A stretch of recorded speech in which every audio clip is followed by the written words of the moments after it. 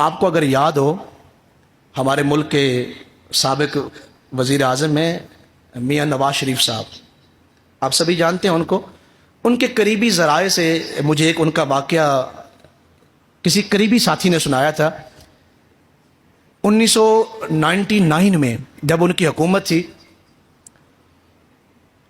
ان کے والد صاحب میاں شریف صاحب جو تھے، ان کے ایک دوست تھے، انہوں نے ادھار ایک موقع پہ ان کو ایک بڑی قیمت کی مشین دی۔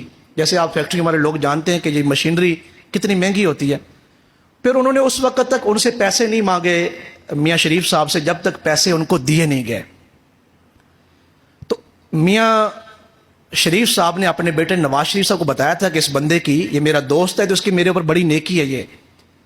تو نواز شریف صاحب جب وزیر اعظم بنے 1999 میں، جن کی جو حکومت ہے، تو نواز شریف صاحب نے اس باپ کے دوست کے بیٹے کو گورنر پنجاب بنایا، جسے آپ جانتے ہیں میاں اظہر۔ یہ بھی ان کا ایک بیٹا بھی ہے حماد اظہر۔ یہ شریف خاندان کی خصوصیات ہیں کہ وہ احسان کش نہیں، احسان فراموش نہیں، محسن کش نہیں ہے۔ پھر صرف ان کو گورنر نہیں بنایا، بعد میں میاں اظہر صاحب اپنا مختلف وزارتوں پر بھی رہے ہیں اور ایم این اے بھی رہے ہیں۔ یہ جو 1999 کی ان کی جو حکومت ہے، اس دوران نواز شریف صاحب کا کوئی دوست تھا فیصل آباد میں، شیر علی صاحب، ان کے ساتھ کافی، جن کا بیٹا عابد شیر علی ہے۔ عابد شیر علی کے جو والد صاحب تھے، شیر علی صاحب کے کوئی کسی فیصل آباد میں کوئی ایک ناجائز کام وہ نکلوانا چاہتے تھے، تو 3 افسران اس محکمے کے رکاوٹ تھے۔